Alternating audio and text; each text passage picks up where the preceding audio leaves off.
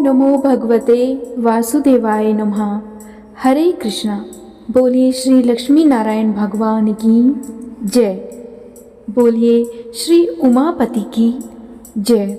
श्री तुलसी शालिग्राम भगवान की जय। ओम नमः शिवाय। प्रिय भक्तगणों, आज ज्येष्ठ माह के शुक्ल पक्ष की एकादशी तिथि है, जिसे पांडव एकादशी, भीमसेनी एकादशी आदि नामों से भी जाना जाता है। आज ही के दिन भगवान श्री कृष्ण ने देवी रुक्मणी का अपहरण किया था। यह एकादशी रुक्मणी हरण एकादशी के नाम से भी जानी जाती है। प्रिय भक्तगणों, पूरे साल की 24 एकादशियों में ज्येष्ठ शुक्ल पक्ष की निर्जला एकादशी सबसे बड़ी और सबसे बढ़कर फल देने वाली मानी जाती है। इस एकादशी का व्रत करने से एवं निर्जला एकादशी का महात्म्य सुनने अथवा पढ़ने से वर्ष भर की सभी एकादशियों के व्रत का फल एक साथ एक ही बार में प्राप्त हो जाता है। इस एकादशी में बिना पानी पिए निर्जल निराहार रहकर यह व्रत करने का विधान है। यह एकादशी नरक से मुक्ति दिलाती है और इस व्रत को करने से परिवार में सुख, शांति और समृद्धि आती है। तो आइए भगवान श्री हरि के चरणों में ध्यान लगाते हुए सुनते हैं निर्जला एकादशी की व्रत कथा।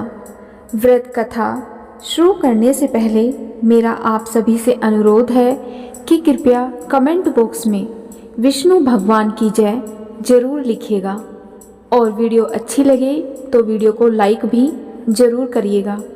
जय श्री कृष्णा। राधे राधे। निर्जला एकादशी के व्रत की पौराणिक कथा के महत्व और व्याख्यान भी हमारे शास्त्रों में वर्णित है।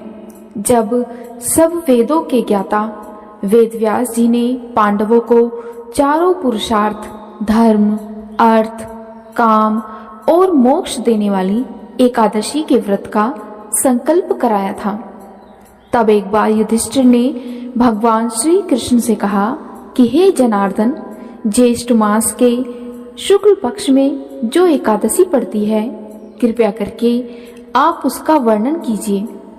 भगवान श्री कृष्ण ने युधिष्ठिर की बात सुनकर कहा कि हे राजन, इसका वर्णन परम धर्मात्मा सत्यवती नंदन व्यास जी करेंगे, क्योंकि ये संपूर्ण शास्त्रों के तत्वज्ञ और वेद वेदांगों के पारंगत विद्वान हैं। तब वेद व्यास जी कहने लगे, कृष्ण पक्ष और शुक्ल पक्ष दोनों पक्षों की एकादशी में अन्न खाना वर्जित है। द्वादशी के दिन स्नान करके पवित्र होकर और फूलों से भगवान केशव की पूजा करें। फिर नित्य कर्म समाप्त होने के पश्चात पहले ब्राह्मणों को भोजन देकर और अंत में स्वयं भोजन करें।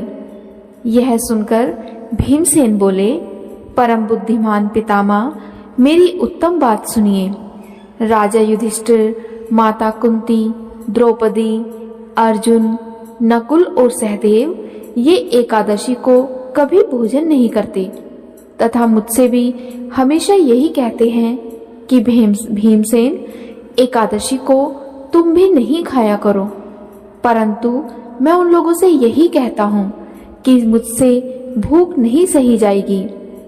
भीमसेन की बात सुनकर व्यास जी ने कहा, यदि तुम नरक को दूषित समझते हो और तुम्हें स्वर्गलोक की प्राप्ति अभीष्ट है, और तो दोनों पक्षों की एकादशी के दिन तुम्हें भोजन नहीं करना चाहिए। भीमसेन बोले, महाबुद्धिमान पितामह, मैं आपके सामने सच कहता हूँ, मुझसे एक बार भोजन करके भी व्रत नहीं किया जा सकता, तो फिर उपवास करके मैं कैसे रह सकता हूँ।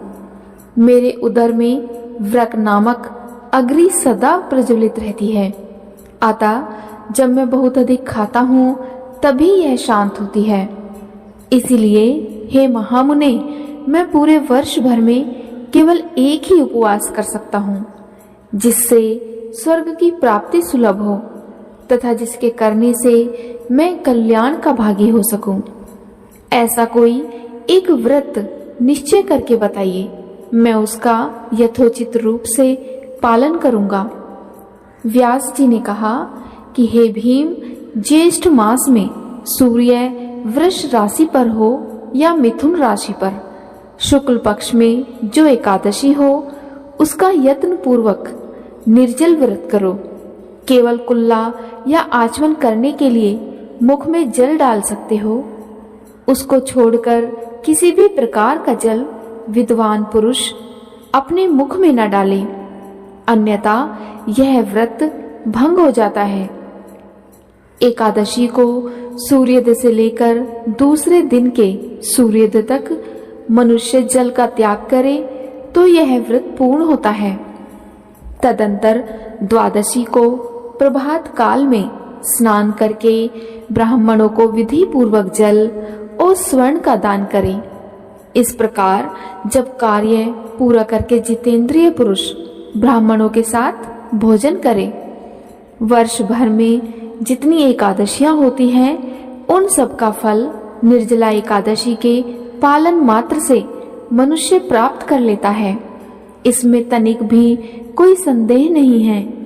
शंख, चक्र और गदा धारण करने वाले भगवान केशव ने मुझसे कहा था कि यदि मानव सबको छोड़कर एकमात्र मेरी शरण में आ जाए और एकादशी को निराहार रहे तो वह सब पापों से छूट जाता है। एकादशी व्रत करने वाले पुरुष के पास विशालकाय, विकराल आकृति और काले रंग वाले दंड पाशधारी भयंकर यमदूत नहीं जाते और अंतकाल में पीतांबरधारी सौम्य स्वभाव वाले, हाथ में सुदर्शन धारण करने वाले और मन के समान वेगशाली विष्णुदूत आखिर इस वैष्णव पुरुष को भगवान विष्णु के धाम ले जाते हैं। अतः निर्जला एकादशी को पूर्ण यत्न करके उपवास और श्री हरि का पूजन करो। स्त्री हो या पुरुष, यदि उसने मेरु पर्वत के बराबर भी महान पाप किया हो तो वह यह सब इस एकादशी व्रत के प्रभाव से भस्म हो जाता है। जो मनुष्य उस दिन जल के नियम का पालन करता है वह पुण्य का भागी होता है और उसे एक एक प्रहर में कोटि कोटि स्वर्ण मुद्रा दान करने का फल प्राप्त होता, ऐसा सुना गया है। मनुष्य निर्जला एकादशी के दिन स्नान, दान, जप, होम आदि जो कुछ भी करता है वह सब अक्षय होता है। यह भगवान श्री कृष्ण का कथन है। निर्जला एकादशी को विधि पूर्वक उत्तम रीति से उपवास करके मानव वैष्णव पद को प्राप्त कर लेता है। जो मनुष्य एकादशी के दिन अन्न खाता है वह पाप का भोजन करता है। इस लोक में वह चांडाल के समान है और मरने पर उसे दुर्गति प्राप्त होती है। जो ज्येष्ठ के शुक्ल पक्ष में एकादशी को उपवास करके दान करते हैं वे परम पद को प्राप्त होते हैं। जिन्होंने एकादशी को उपवास किया है वे ब्रह्म हत्यारे, शराबी, चोर तथा गुरुद्रोही होने पर भी सब पातकों से मुक्त हो जाते हैं। हे कुंती नंदन, निर्जला एकादशी के दिन श्रद्धालु स्त्री पुरुषों के लिए जो विशेष दान और कर्तव्य विहित हैं, अब तुम उन्हें सुनो। उस दिन जल में शयन करने वाले भगवान विष्णु का पूजन और जलमयी धेनु का दान करना चाहिए अथवा प्रत्यक्ष धेनु या घृतमयी धेनु का दान उचित बताया गया है। पर्याप्त दक्षिणा और भांति भांति के मिष्ठानों द्वारा यत्न पूर्वक ब्राह्मणों को संतुष्ट करना चाहिए। ऐसा करने से ब्राह्मण अवश्य संतुष्ट होते हैं और उनके संतुष्ट होने पर श्री हरि मोक्ष प्रदान करते हैं। जिन्होंने शम, दम और दान में प्रवृत्त होकर श्री हरि की पूजा और रात्रि में जागरण करते हुए इस निर्जला एकादशी का व्रत किया है, उन्होंने अपने साथ ही बीती हुई 100 पीढ़ियों को और आने वाली 100 पीढ़ियों को भगवान वासुदेव के परम धाम में पहुंचा दिया है।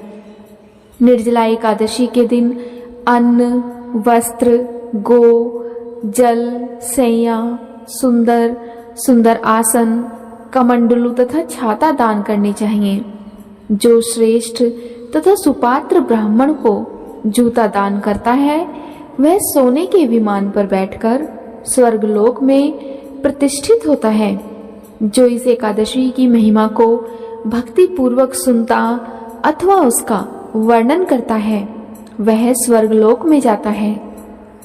चतुर्दशी युक्त अमावस्या को सूर्य ग्रहण के समय श्राद्ध करके मनुष्य जिस फल को प्राप्त करता है वही फल इसके सुनने मात्र से प्राप्त हो जाता है।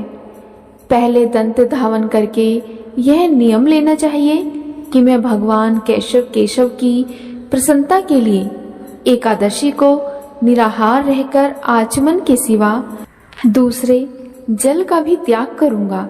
द्वादशी को देवेश्वर भगवान विष्णु का पूजन करना चाहिए। गंध, धूप, पुष्प और सुंदर वस्त्र से विधि पूर्वक पूजन करके जल के घड़े के दान का संकल्प करते हुए इन मंत्रों का उच्चारण करें।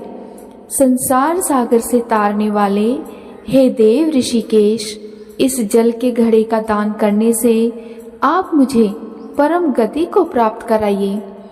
भीमसेन, ज्येष्ठ मास में शुक्ल पक्ष की जो भी शुभ एकादशी होती है उसका निर्जल व्रत करना चाहिए। उस दिन श्रेष्ठ ब्राह्मणों को शक्कर के साथ जल के घड़े दान करनी चाहिए। ऐसा करने से मनुष्य भगवान विष्णु के समीप पहुंचकर आनंद का अनुभव करता है। तत्पश्चात द्वादशी को ब्राह्मण भोजन कराने के बाद स्वयं भोजन करें। जो इस प्रकार पूर्ण रूप से पापनाशिनी एकादशी का व्रत करता है वह सब पापों से मुक्त होकर आनंद में पद को प्राप्त होता है। यह सुनकर भीमसेन ने भी इस शुभ एकादशी का व्रत आरंभ कर दिया। तब से यह लोक में पांडव द्वादशी के नाम से विख्यात हुई। ज्येष्ठ शुक्ल पक्ष एकादशी के दिन ही भगवान श्री कृष्ण ने देवी रुक्मणी का हरण किया था। अतः यह एकादशी रुक्मणी हरण एकादशी के नाम से भी जानी जाती है। इस प्रकार वेद व्यास की आज्ञा के अनुसार भीमसेन ने बड़े साहस के साथ निर्जला एकादशी का यह व्रत किया और जिसके परिणाम स्वरूप प्राप्त होते होते वे संज्ञाहीन हो गए।